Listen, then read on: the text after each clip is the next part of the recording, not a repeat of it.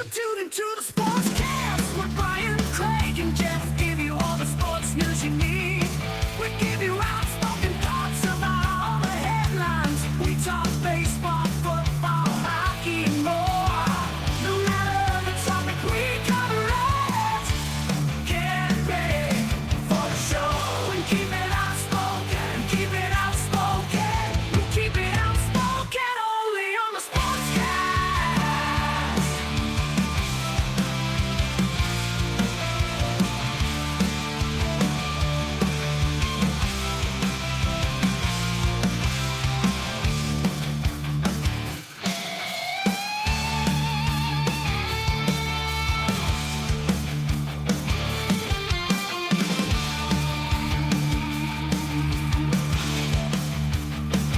Tune into the Sportscast with Brian, Craig, and Jeff. Give you all the sports news you need.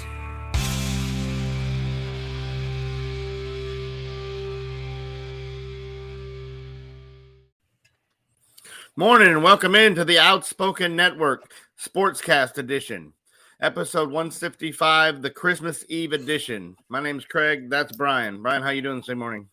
Oh, I'm doing pretty good, Craig. Can't Trying complain. to stay warm in this polar vortex we have rolling through Texas that we Yeah. try to avoid. Oh, yeah, my bathroom's still frozen. Like, no water coming out of there. That's Yeah. no good. This morning we have a Christmas Eve special for you to preview Week 16 in the NFL.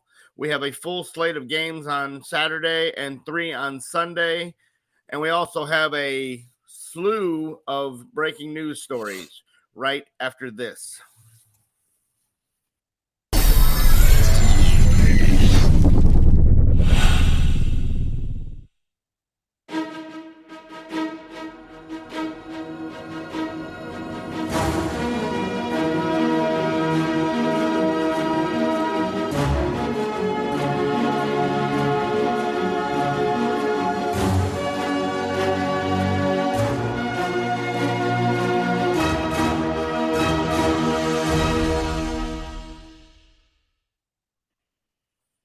All right, welcome back. Episode 175, the Christmas Eve edition. We'd like to start out by wishing everybody a Merry Christmas. I hope everybody has a wonderful couple days off and enjoys time with their family and friends and everything that this time of year brings. We have a basic full slate of games today on Saturday and only 3 on Sunday. So that is a little bit different than what you normally see in the NFL, where you only have a couple games on Saturday and Sunday is the mainstay. And they begin here in about an hour, I believe. Yeah, that's surprising for me. I figured it'd be the other way around. I exactly thought it was going to be the other way around.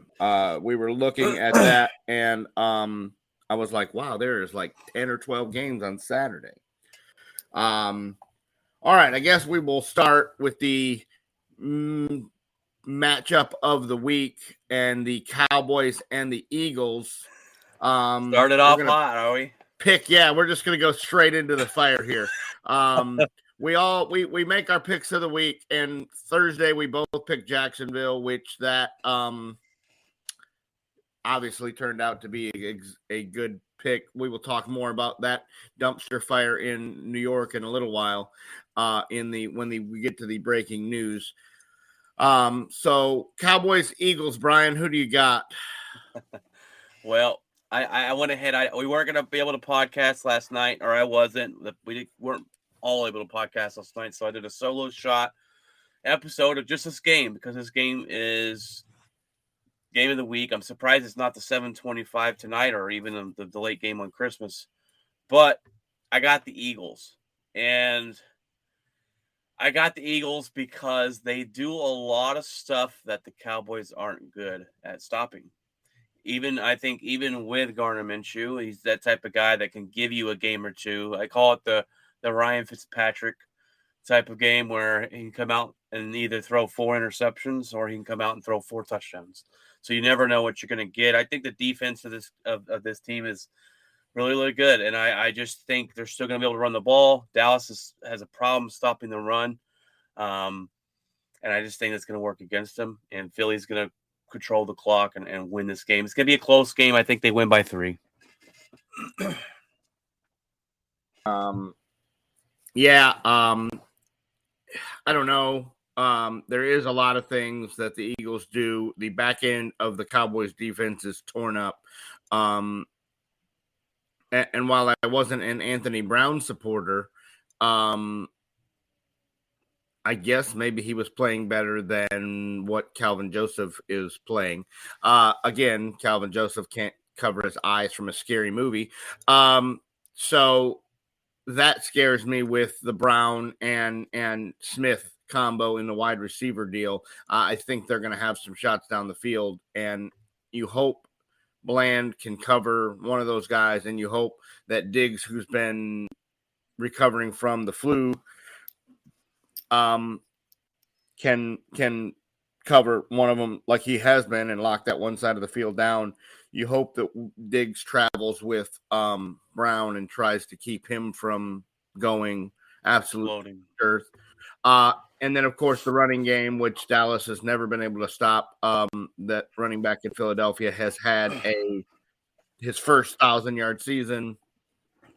But I just think that after a loss, especially the way they lost, and the division game and being at home, and these teams normally don't sweep each other, that Dallas does enough to win because of now you don't have to worry about the running of Jalen Hurts. You could focus more on the running back. Gardner Minshew is not going to take off and run down the field. So that is have to have that spy guy that's dedicated to Smith. Leighton Vander Esch being out is scary to me. He's the leading tackler on the team. He's had a very good season, and that neck stinger is going to hold him out. But I just think being at home and the division and the rivalry and everything like that, I just think Dallas is going to take Dallas in that. Yeah, and going into this game, I wish Jalen Hurts was available. I want to see them. Yeah, no, you want to see the playoff preview. You want to see if Dallas can beat them when they're at their best. But I mean, you got to play who's in front of you. So, and I was back and forth on it. I don't think clear cut favorite. But to me, it's not. To me, the matchup is not the offense of Philly versus the defense. This is a matchup between Dak and the Philadelphia Eagles defense. I think that's what I'm looking for. Well, and Dallas didn't have Dak the first time, and they only lose by a little bit. Cooper Rush throws the key interception down as they're trying to drive. But this defense against this Philadelphia team last time they played, they had a chance to stop and get back in the game, and they went all the way down the field like they weren't even out there. They just ran the ball 100 times and ran it down the field. They did not. Smith and Brown didn't have a huge game the first time this team played. They ran the ball between Hurts and the running back. They gashed the Dallas defense on the ground, and so that has to stop, or else you're going to lose this game because Philadelphia will control time of possession. You won't get that many shots. T.Y. Hilton does play today. I'm very interested to see how much and what they do with that. I don't like what Kellen Moore has been doing with the grouping, the three wide receivers on one side, the triangle formation over there. Everybody's all grouped up. Spread the field out and get these guys separated. Noah Brown has had a good season, but the key he seems to drop the key deals. Michael Gallup has been non-existent the last couple of weeks. It's been an absolute no-show. And I don't know if that's a mental game. I don't know. I don't know if that's still. I'm worried about my knee and can't get open or what. But he has been non-existent, and basically it is the CeeDee Lamb show over there. And if you can stop CeeDee Lamb, then you can stop the Dallas Cowboys offense, and that is the problem. So hopefully T.Y. Hilton can give him somebody else to throw a football to. I see, and that's why you're missing Amari Cooper. Yeah, 100%. And that's why you wanted OBJ or something to that effect, is to give you somebody else to throw a football to. And he could be there. I just think next season would be more better for them if they do get OBJ when he's fully healthy. But I just don't think T.Y. Hilton's not going to scare anybody at 31 years old. But he's going to be that possession type of wide receiver. I'm interested to see how he just to does. Move the sticks, and he will be in the spot where he's supposed to be. Yeah, unlike some of these other guys, yeah. You don't have to worry about rounding routes off or quitting on routes. Like I was saying on Tuesday when I watched the All 22 film, these guys are not getting to the routes. They're rounding them off. CeeDee Lamb just stopped on a route. He just quit. The ball went over his head. Like he just stopped running. And Noah Brown, little alligator arms across the middle because he gets scared of getting hit. T.Y. Hilton will not do that. T.Y. Hilton will fight for the football. He will be where he's supposed to be. He is closer to the Amari Cooper route running that he's used to. So hopefully that helps Dak out. We'll see. We'll see. All right. Definitely the game I'm definitely tuning into. But yeah, go ahead. All right, so we got Buffalo and Chicago. I don't think that's a game that we should even worry about. Buffalo will run that. Saints and the Browns. Don't you wish you had a ticket? Yeah. To see Saints are trying to stay alive in their division, in that high flying NFC South division right there, that the winner is going to be under 500 probably. I will take Jesus. Give me Andy Dalton, I guess. Give me the red rifle. Yeah. I got the Saints as well, and I got the Saints because Deshaun is so rusty, and this defense, the Saints, is a good defense. Yeah, he's out there just throwing ground balls and batting practice. The Texans and the Titans. Oh, and you got and Fitzpatrick is gone for the year. He had surgery on his foot, so it's going to be the Malik Willis or whatever his name is show the rest of the season. Probably it's probably going to cost Tennessee a playoff spot. I think Jacksonville wins that division though. They will if they win out. They're the 4th seed if they win out. And the schedule the rest of the way gives Jacksonville the exact possibility to do that. They have 2 very winnable games when I look.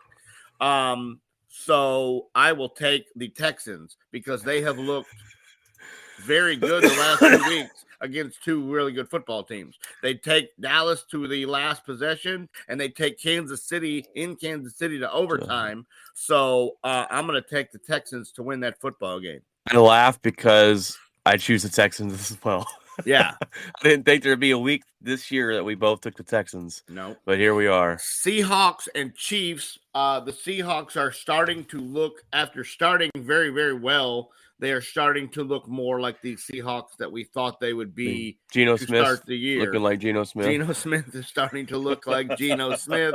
He's like, damn it, I should have signed that contract earlier in the year when I was hot. My Brinks truck got a flat tire.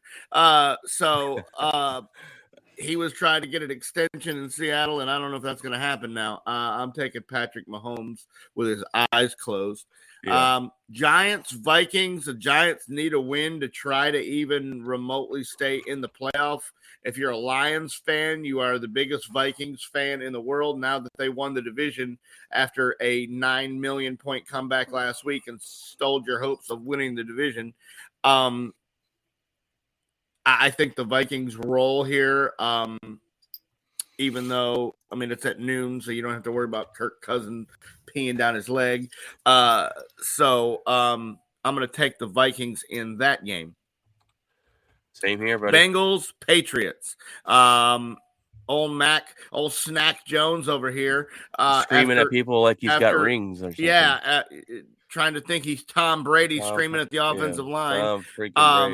After losing in the most unimaginable way, fashionable, tossing the ball around like the Stanford band game. Mac Jones getting stiff-armed to, the bottom side of the world. He's still laying there, I believe. Say hi to China for me. Yeah. He's still picking turf out of his helmet from where Chandler Jones face planted him in the turf. Joe Burrow is on fire right now. He is making a statement or a last-ditch effort for MVP with Jalen Hurts being hurt. Joe Cool over here is making a run at MVP. Yeah, this is the team that we thought they would be to start the year, and they took a couple weeks to get that offensive line that didn't look like a turnstile. And Jamar Chase and I think them go bonkers today.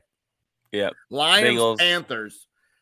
The Detroit Lions are a team you don't want to see right now, and Carolina. I hope they make playoffs. I'm rooting for them. I think they do. I think they absolutely do, because Giants have to play Philadelphia and Washington has to play Dallas, and those games matter. So they're not going to be like games that we're just going to lay people out and deal. So I firmly believe that the Lions win today, and their schedule, like I said, the Jets was the toughest game they have left. They have a game left against Green Bay, but Green Bay has really nothing left to play for. At that point, you might we see. still got a chance. All right. Oh, there's a slim chance. 3.1475 pi squared chance of making the playoffs. Yep. Will end today. We'll get to that in a minute. Well, I'm sorry, tomorrow. I'm going to take the Lions in that football game. Yep. Give me the Falcons, Lions too. Ravens with Hundley as the quarterback. I read this morning that, listen to this, you'll love this. Talk about why the Pro Bowl is non-existent. Hundley was added to the Pro Bowl as a fourth alternate in the quarterback position, and he's played 3 football games this year and hasn't looked good in any of them. But we're going to go to the Pro Bowl. How? What? You did what? Oh, You've played 3 football games and haven't scored a bucket full of points. Get out of here with that. That's garbage. That's trash. Absolute trash. I am taking the Falcons because they are trying to win that division, and they just might. Give me the Falcons too. That's tough because they're in Baltimore with the defense. The only thing that's going to save them is J.K. Dobbins going ham banana and running for about 250 yards, which I will gladly lose this pick and take that because he's Craig's fantasy football running back. Give me all the points. Give me Baltimore. All right, I will take that. All right, Commanders and 49ers. The 49ers try to roll with Mr. Irrelevant still. I saw a stat the other day that is very interesting. Shanahan is 9-28 with quarterbacks not named Jimmy Garoppolo. And wow. Purdy has been 2-0. So that means Trey Lance is 9-1,000 or 7-1,000 in his career. So we look at next year and go, hey, are we really going to go with Trey Lance and get rid of Garoppolo and Purdy? Because I don't know. But I don't know why Jimmy Garoppolo is not this guy here long term. I don't understand it. I don't understand. I know. He's done nothing but win. When we previewed the statement, I told you if Garoppolo is the quarterback, they will win the division.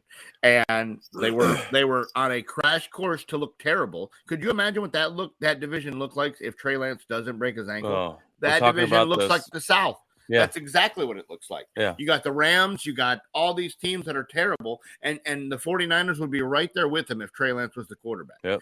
Jimmy, that broken ankle was the best thing that could have happened to the 49ers. Dang. Yeah. It's the best thing. When you look at Jimmy G's record with Shanahan, and you go, hey, we've won like 50 billion games and we've only lost 10.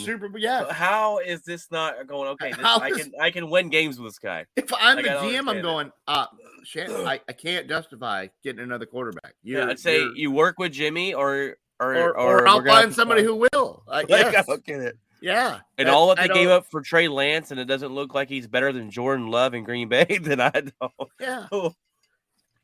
Trey Lance is our guy. What are we doing? After Brock Purdy wins a Super Bowl, the world's going to shut down. Mr. Irrelevant wins a Super Bowl, the world's going to. The NFL will be on its ear. the So who do you last have? pick of the draft, I'm picking the 49ers all day You're the long. 49ers. I mean, I do too. I just think the Commanders make it tough because the Commanders are still fighting for something. Look, the Yes. 49ers they've already And- locked up the division. They don't really need to do much. Are they going to start sitting guys? Because Probably do you next risk an week. injury? Well, yeah, probably. I mean, but you don't have a quarterback to sit. I mean, there's nobody. You got Yeah. a practice squad guy. You might sit McCaffrey. That would be, a rest thing. him up a little bit. Please do that because the guy that's playing me in fantasy football playoff has he? got McCaffrey.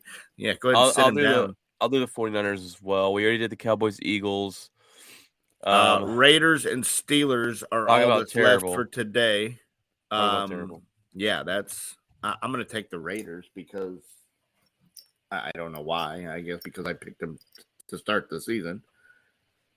I have said I'll never take the Raiders again. Fair point. But give me the Raiders. Yeah. Give me the Raiders. I don't right. trust Trubisky. Devontae Adams is having a heck of a season, even though that the team really hasn't been. Well, they're both 6-8. It's a divisional game. Not a divisional game. It's not a divisional game. Not my bad. It's a AFC kind of a game. rival. Yeah. It's kind of a rivalry game. In Pittsburgh. More of a back in the day rivalry than lately. I don't trust their quarterback in Pittsburgh. That guy hasn't been. Yeah, I don't do it. I don't trust it either. Give me the Raiders as well. We are going to go to Sunday now, and the Dolphins and the Packers. Oh gosh, I'll let you go first. I already know your answer. Do you? We're in Tua. Miami. Team Tua. Yeah, we're in Miami on the road. Tua is my fantasy quarterback, and we're gonna ride him like Seabiscuit all the way to the championship. Let's go, Tua. I need Tua, and I need Waddle to go for about 8 million yards and 5 touchdowns. And now I'm excited because this game I'll actually be able to watch because my wife, she had the audacity yesterday. Let's go shopping or no, watch some Christmas movies on Hallmark. No, on Sunday. It's not even that. She had the audacity to say, "Man, you haven't really watched any Green Bay games this year." I said, "Yeah, babe. Well, when we suck, they don't put us on TV." Remember that whole Sunday ticket thing I wanted, and you told me no? Yeah, we don't live in Green Bay, so this one will be on TV. I'll be able to watch it, and give me Green Bay, baby. I'm going with the Packers, and you might call it a Homer's pick. Oh, we still got something to play for. That is all Captain right? Homer. And we've been getting healthier. We got Dobbs back. We got Watson playing good. Oh well, hold on here. Hold on. Hold on. I can't even talk myself into it. Oh no, it's the bucket. Like Brett or Aaron Rodgers has never won against Tampa in Tampa. I don't think he does. Or the Jacksonville or something. I don't think he does good at Miami. It's humid. He doesn't like it. I want to be different because we only have one pick that's different. But give me Miami, damn it. I thought I was going to be hot take guy here, but give me. I was hoping you were. Should have left it locked in. If they win tomorrow, I'll be pissed. All right. Here's a game you want as a ticket.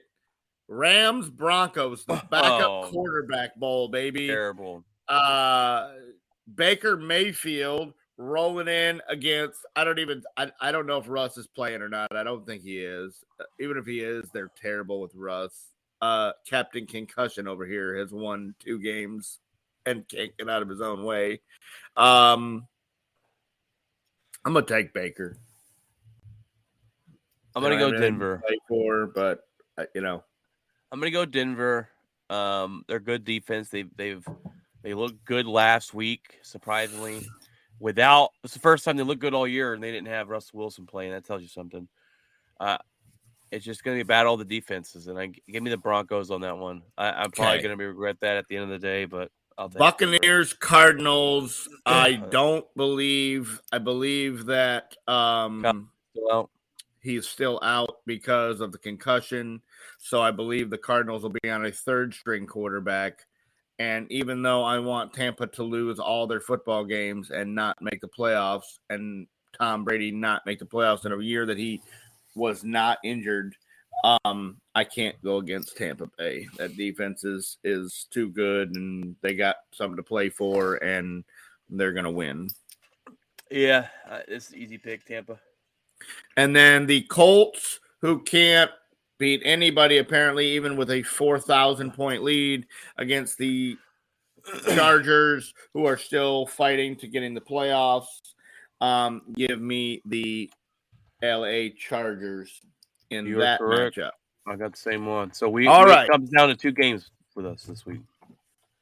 So that is your Week 16 2-day preview.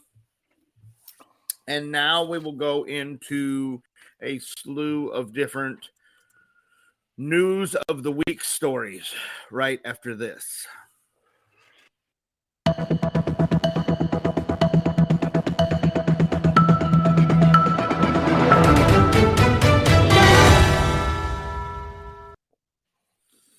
All right.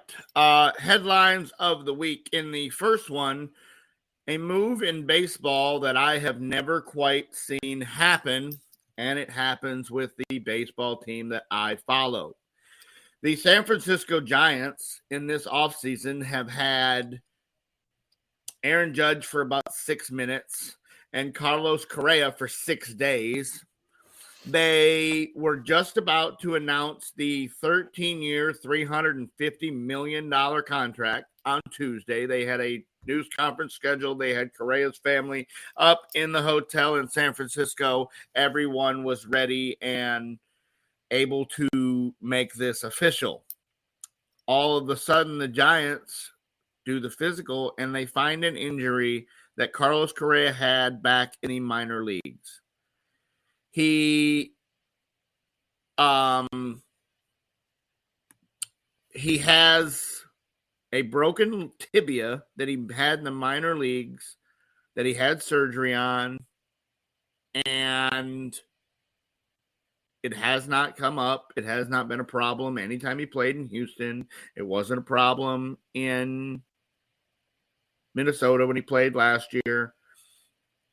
And all of a sudden the Giants say, no, I don't think we want to do this. We'll do it, but we want to do it for a different length of term and a different amount of money. And in the middle of the night, Scott Boras goes back to the New York Mets and says, hey, the Giants are hemming and hawing and coming up with a problem on a physical, and we would like to re-engage our contract talks. That contract you offered us a couple days ago, is that still available? And the New York Mets are like, it's absolutely available. Here's 12 years, $315 million. And they sign in the middle of the night. You wake up and you go, I had Carlos Correa, now he's gone. As a Giants fan, I wasn't huge on the Correa signing to begin with, because you come in and you take the spot of the team, basically the guy that the face of the franchise in Brandon Crawford. He's had ton of gold gloves. Yes, offensively, he has not produced he had 2 years ago, he had his best season yet. They signed him to a 2-year extension.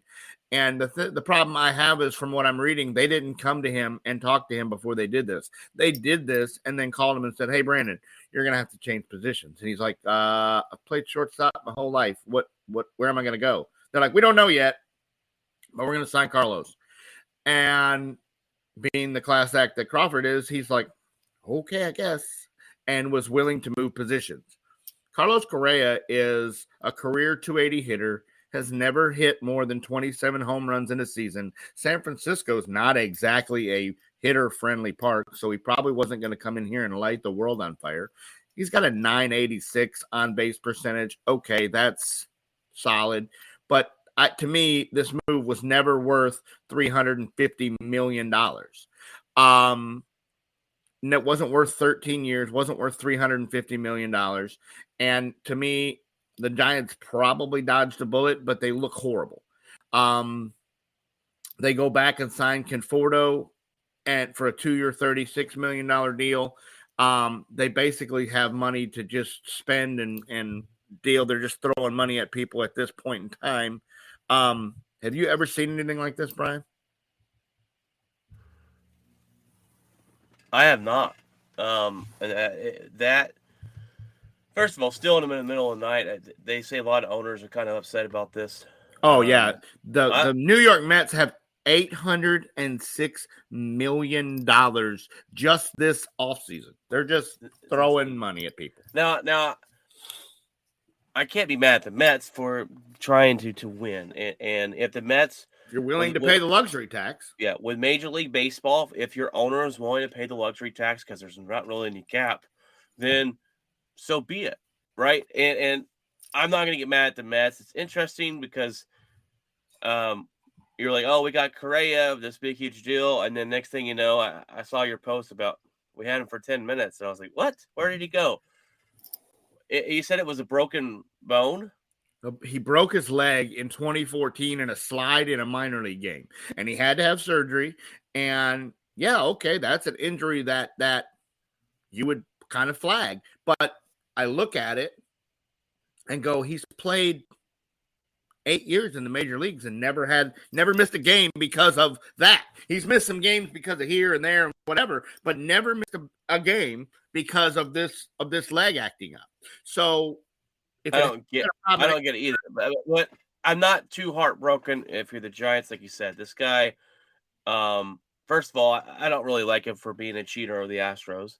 Yes. Second, he's not all that great at hitting, like you said. He has never hit over 27 home runs. He's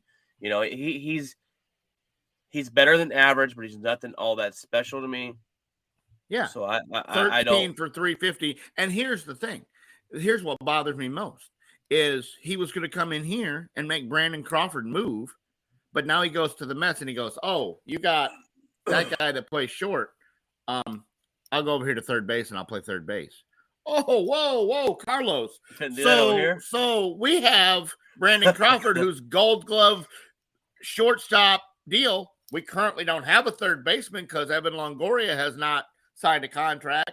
And you were going to come in here and make my guy move to a different position, but you're going to go over there, and they got the guy from the Indians already locked down at short, so now you'll move to third. And to me, he didn't want to be here. He just took the money. Yeah. And that, to me, is a bad deal.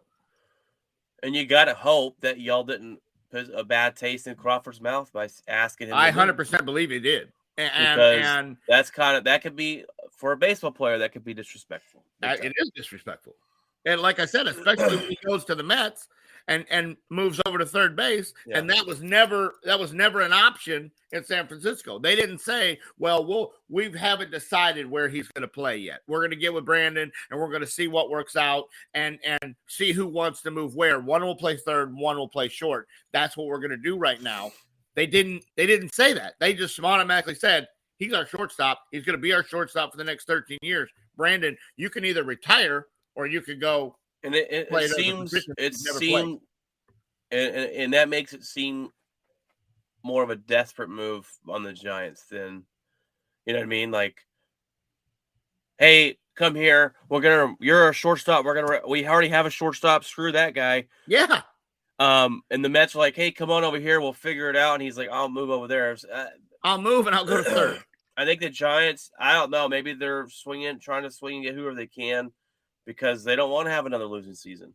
Yeah. They don't want to have another disappointing season. But and in that division where the Dodgers have spent a ton of money, the Padres have gone and spent a ton of money, it makes no sense. And the Dodgers have lost.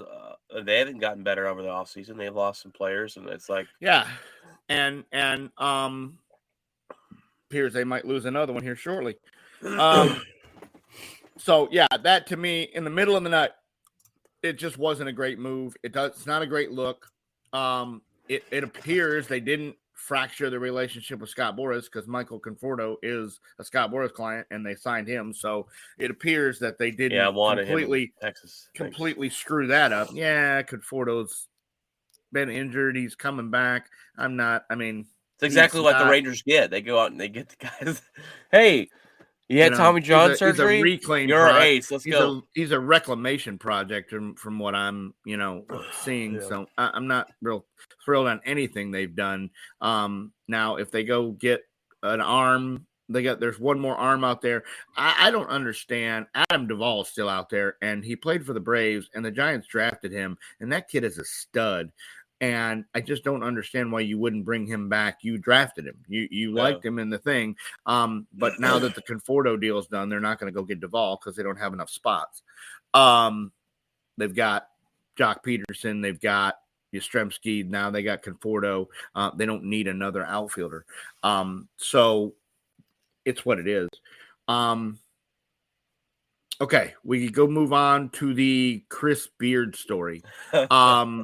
Texas basketball head coach, just to revisit this or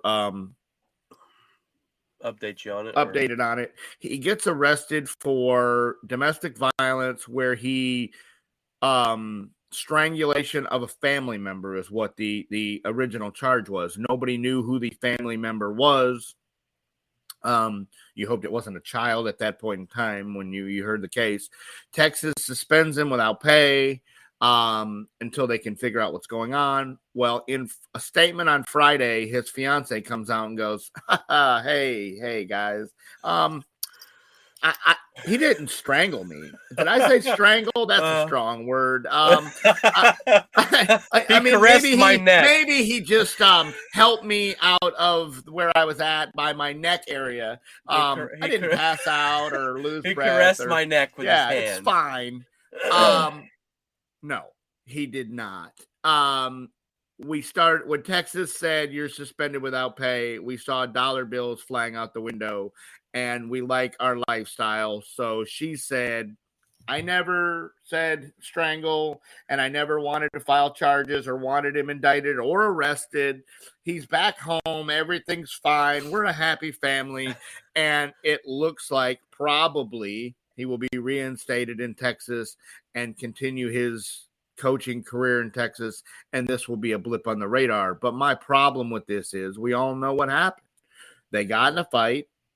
And it got physical, and he strangles her, and she says, "You're going to jail." Ha ha ha. And then and then all of a sudden the fallout from it comes, and they realize the gravy train with biscuit wheels is about to come unraveled, and she changes the story. And to me, that is not something you should do. If this really happened the way they said it happened, then he needs to face the music, and he needs to deal. Unfortunately, and we see this time and time again in sports. All the time. If you're a good coach and you're good at what you do and you're good at, or a good player and you're good at winning, a lot of times teams will sweep this under the rug. Yeah. They'll give him a slap on the wrist. Ray Rice would have gotten away with it had there not been a video of him knocking his wife to where she slumps over like a deal in the elevator we've ever seen, but and I mean, well, I would respect Texas more for them saying, "Hey, we're moving on." Period. I still think it happened, and we're moving on. Hey, Coach, I know you've given us the best start to men's basketball, but that's not what matters here. What matters is you put your hands on your wife. Yep. And we know you let you go. Yeah. And we'll survive. And I would respect them. Absolutely. But to put this guy back in here, leading your players, leading men, these young adults to become men, how do you walk back in that locker room and talk about accountability and talk about this and that when they're going, Coach, you strangled your fiance. What in the hell's wrong with you? And how do we go into these parents' living rooms and say, I've got your kid. I'm going to show him the ways of the world and teach him things. And I don't want my kid being taught that. I don't want my kid being taught that you can strangle somebody. And as long as you tell her that, hey, stop, we're going to lose our money. Oh, I'm sorry. I didn't mean, did I say that strangled? No, I'm sorry. I didn't mean that. I mean, that's ridiculous. It's just outrageous. And I didn't know it was his fiance until this morning when I saw the report on Twitter, and I was like, what? That's terrible. I figured it was maybe that cousin that no one really liked, right. Cousin, over the last chicken leg at Thanksgiving, not his fiance. So, last night we had some breaking news that This story's been around forever and is I just thought it now was gone. I starting. thought it was Yeah, I swept thought under it the was rug. gone too. I Apparently. guess he didn't. Apparently, he didn't put enough zeros in the check that he wrote. A Yeah. federal judge has subpoenaed that Jerry Jones, the general manager and owner of the Dallas Cowboys, take a paternity test in the case of the 26-year-old female who is claiming that Jones had an estranged relationship with her mother and he is her father. I mean, even if this comes out that it is, okay, so we're still going to be the owner and general manager of the Dallas Cowboys will just write a check for millions of dollars and back child support, and everybody will have their day. This girl better hope it's right, because her life is over as she knows it if she's wrong. If he takes the paternity test and it comes out negative, she's going to have egg on her face. So now is the time that the mom better say, I was just kidding. I didn't have a relationship with Jerry Jones.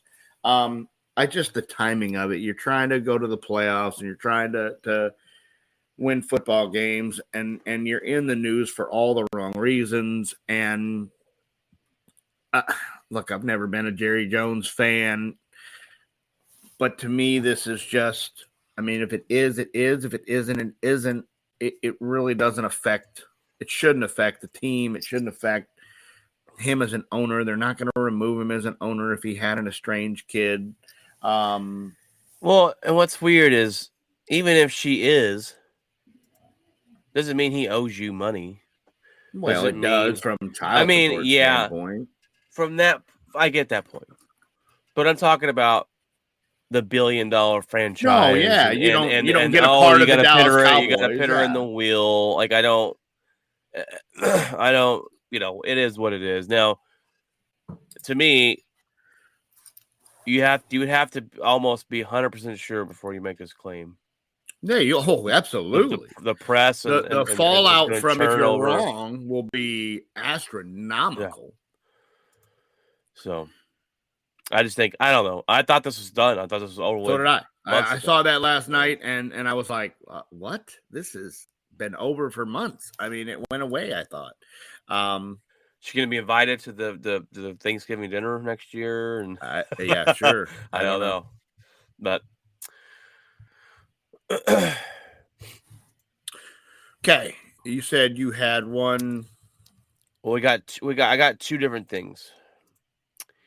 I got I didn't know if you saw, Sean Payton is sources are saying he's looking to build up to come back and be a head coach, and he's eyeing Vic Fangio to be the DC upon return, which I think is fantastic. Vic Fangio is a great defensive coordinator. It didn't work out for him as a head coach. But where is he going? What team? We want to look back at the teams of this season who need a head coach next year. Where was he planning on going? The rumors were that Tom Brady in Miami was going to go to Miami and Sean Payton was going to go there, but they don't need a new head coach because their head coach that they got is fantastic. What team do you think?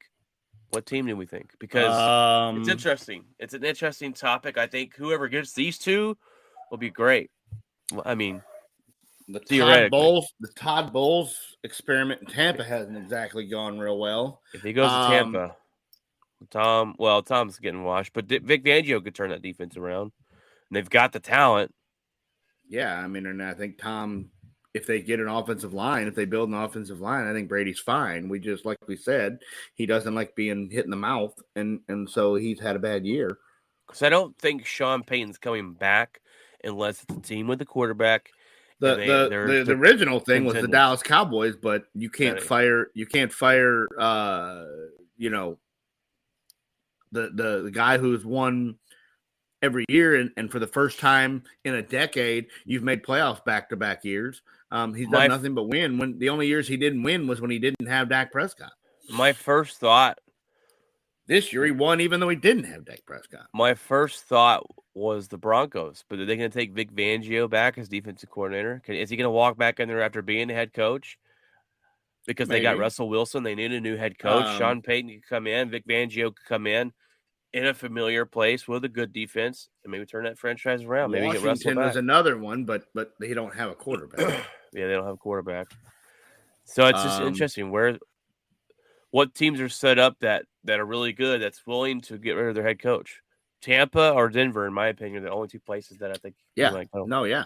And Tom Brady would stick around for Payton. Sean Payton and Vic Fangio. Because they were supposed to go to Miami and team up together, and they got that franchise into a slew of trouble and lost a bunch of draft picks and everything, and now they're not even there.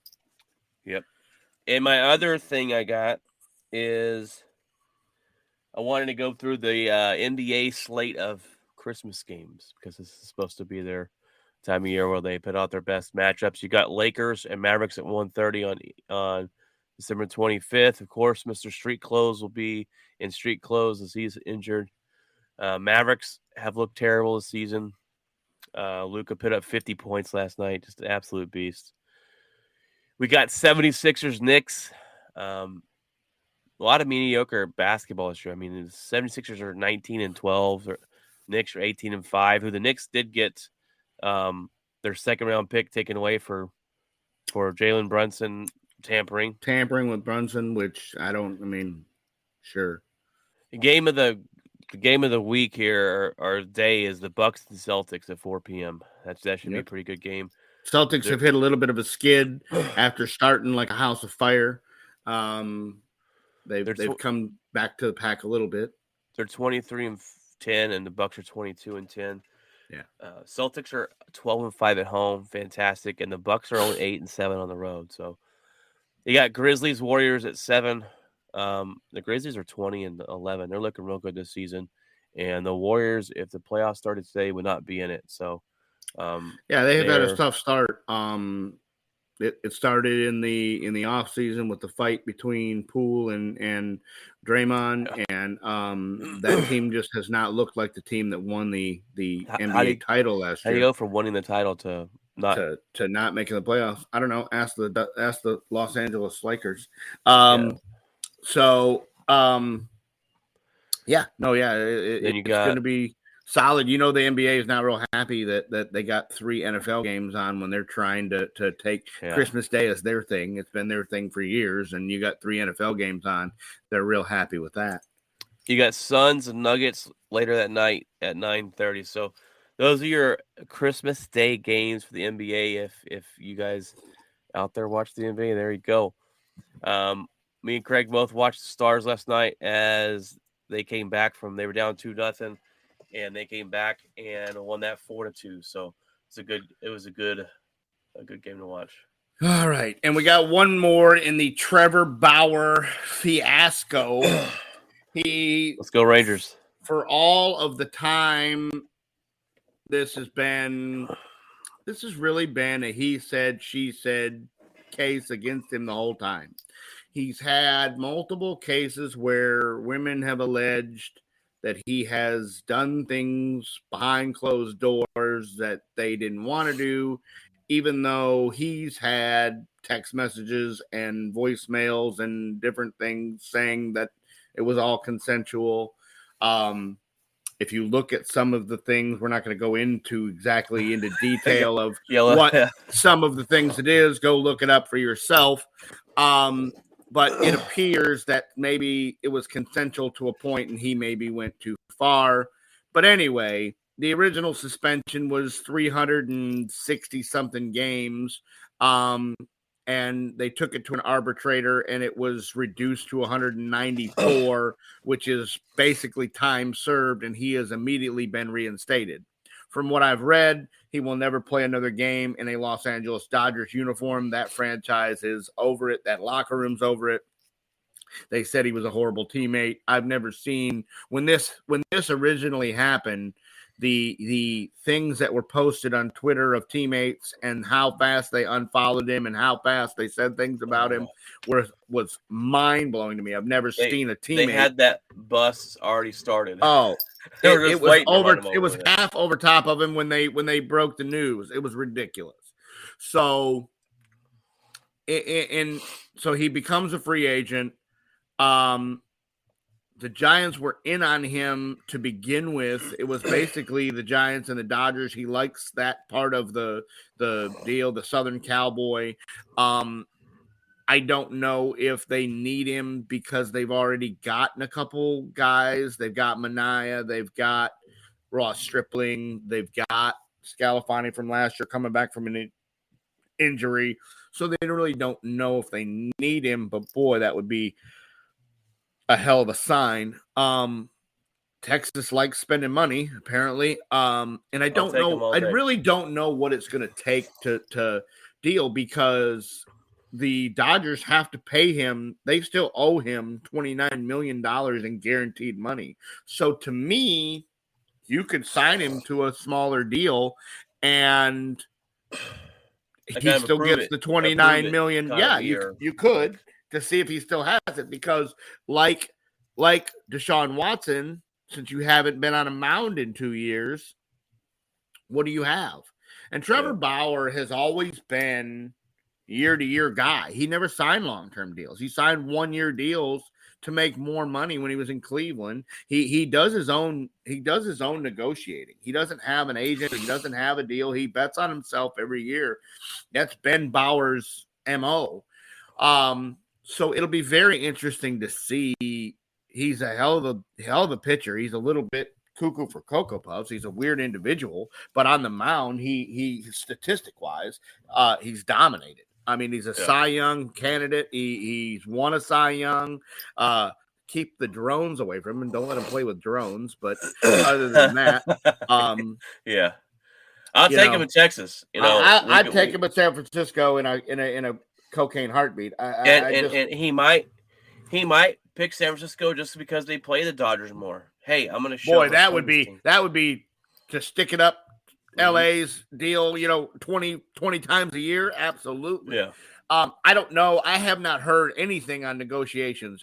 And really, to be honest with you, I thought by now that the Dodgers would have already released him. I have not read that. I have not heard that they've officially released him. So not yet. It's not official yet, but they're everyone's saying they're planning to because there's no way he's playing for this franchise. I wouldn't think the so. way they threw him out. They threw him under the bus. If I'm Bauer, I want out of it. I want them to release me because I don't want to go back to a franchise that talked about me the way this one did the second this happened. Especially this, he has very much been. I've never been a huge Bauer like the way he's behaved and everything like that. He's a weird cat. But he sure has, if you look at how he's handled this, he has stuck to his guns that he is innocent and this has all been completely consensual, and this is a man that he hasn't wavered one bit. Normally, when you get these cases, you start out with a house of fire and go, I didn't do this, and then the truth comes out and they go, all right, well, I mean, I guess I see your way. You could have done things differently. Trevor Bauer has never said that. Trevor Bauer has stuck to his deal and said, I have voicemails, I have text messages, I have the whole 9 yards that says this has all been consensual, and then once we do it, now they have a problem with it, Well, without those texts and voicemails, we're probably thinking of a different story here. 100%. There's no way with the proof that these women have, the marks and the things that they have. There's no way he ever sees the light of day again if he doesn't cover himself and have messages and voicemails and everything like that. 100%. If he doesn't have that kind of evidence, he would have been banned from the league a long time ago. Right on. Miles Austin got suspended yesterday, the wide receivers coach for the Jets, ex-Dallas Cowboys wide receiver, another NFL gambling story. There's been no proof that Miles gambled on NFL games, but there is proof that he's gambled on other things, baseball, hockey, football, or, college football, maybe. There was nothing in the NFL, but he's still going to be suspended for at least a year, just like Calvin Ridley. And probably, honestly, he probably never coaches in the NFL again because he's just Miles Austin, wide receiver coach, and we can make an example of you, and you'll be blacklisted forever. So his time in the NFL is probably over. He could probably just go run DraftKings or something like that. And go because bet. I mean, because you basically you just can't do it. You cannot be involved in gambling and be associated with the NFL. Beat writers and stuff like they can't even do that. Nope. So not a head coach, but a coach doing it is just and you think you would learn from the Calvin Ridley deal that they're going to find out, they're going to catch you, and they're going to deal. It just absolutely positively a dumb move. I didn't even realize he was over there. Me neither. When you said Miles Austin, I'm like, are we talking about the wide receiver that used to play football? Yeah. So yeah, you just look at that and that's a absolute move. Believe that is it. That is it. Yes. That will wrap up the episode. Me and Brian will be back Tuesday, post-holiday, to review Week 16 and how our picks went, and talk about any breaking news that has happened in Major League Baseball or the hot stove there. We'll preview your upcoming major bowl games. For next Saturday is going to be your college football playoff games. And we will preview anything that breaks up until then. You can find us on YouTube, the Outspoken Network, and anywhere you download your podcast. We live stream to YouTube and Twitch. Give us a comment on the show on YouTube live, or you can go download it where you find your podcasts. And we will talk to you on Tuesday. And have a Merry Christmas. Merry Christmas, guys. God bless. And remember, keep it outspoken.